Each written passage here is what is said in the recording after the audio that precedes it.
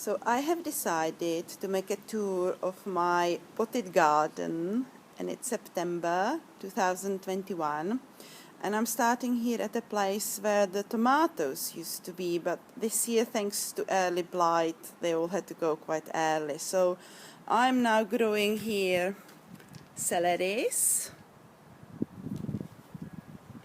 but you can also see some smaller seeds like rockets and chard. And it is still, as we are here at the end of September, we can still start growing things. So in these 3 pots I have got cabbage. Not sure how much of it will come up, but it's always a good experiment. And this is still a young potato plant. And down here you can see I have just harvested a few potatoes, and the pots were quite small, so that's why I didn't get as many. If the pots were much larger, I probably would get many more. So this was just from one potato originally, which I used, which was kind of going into seed, and I would have checked it anyway. Just, you see those two green, they're not potatoes on the left, in the left pot. They are just the flowers, and they actually are poisonous. So sometimes people used to make mistakes of picking up those. Also, one of the potatoes is a little bit green, so that happens when the earth is not covering it. So those potatoes are poisonous, it needs to be cut out. So here are a few more potatoes which I will need to harvest soon. Here is one, that's one salad, lettuce going into seeds. So I'm waiting to see if I can get some seeds. So here I started to grow some new onions. I put spring onions, but as you can see, other things started growing. Here are some of the spring onions, and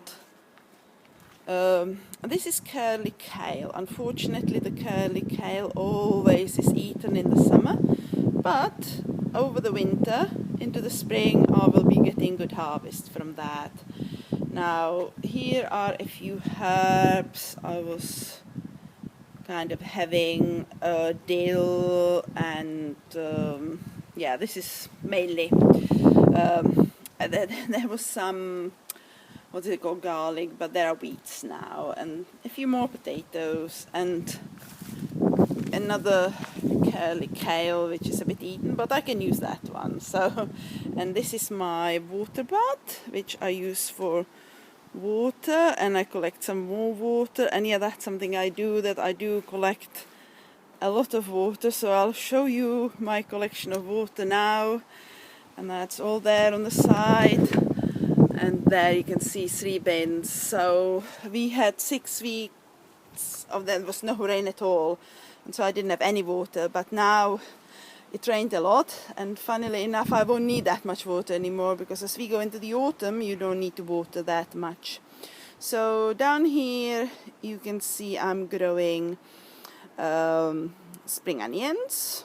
Again, in the pot here on the right, there on 2 pots on the right, there are celeries and some salad leaves. So loads of those here and there, and that one just de-seeded itself borage, so any moment now it should start to have some lovely blue flowers. Now this is a plant which is a house plant, and I left it out last year out in the frost, and I thought I lost it, but hey, it started growing again. So I have to make sure I put it inside this year so as to save it. So there's many more pots, and as I said, I had 20 tomato plants, and I only have about 4 now. And so these are all the things which are easy to grow.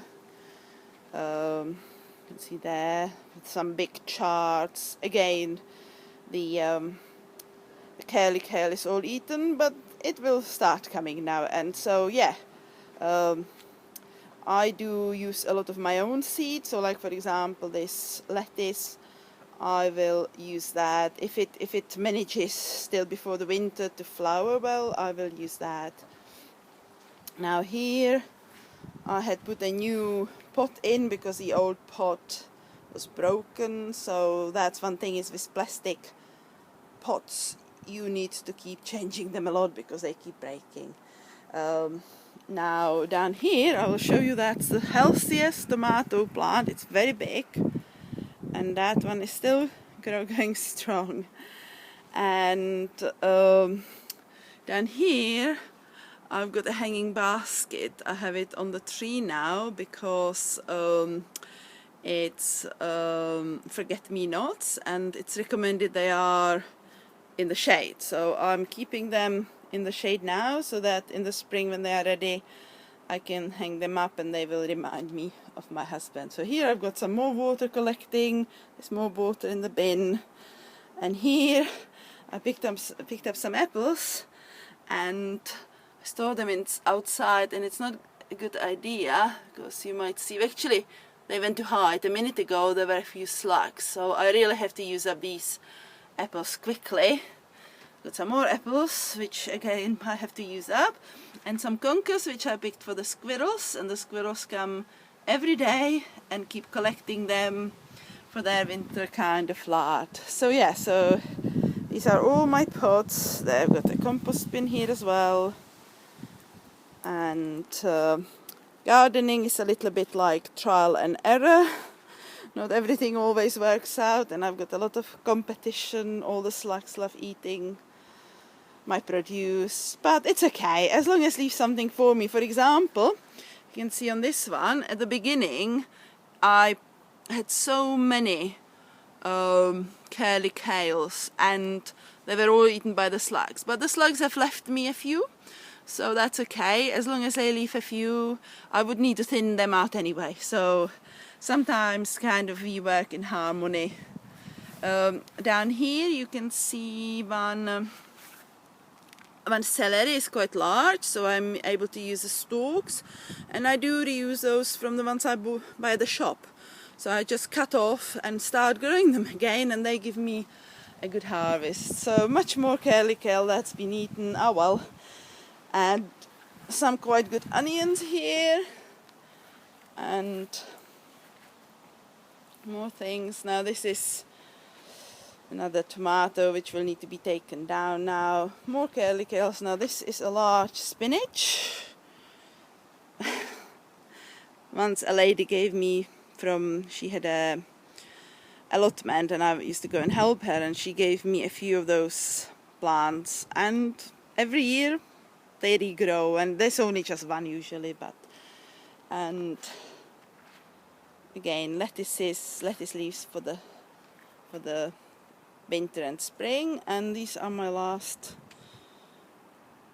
tomatoes which are about to be harvested because yeah, there's not much else. So I hope that you enjoyed a tour through my garden. Hope it might give you a little bit of inspiration. It's nice for me to see it as well because it keeps changing every year, so it's good to look back. So thanks for watching and see you next time. Bye now.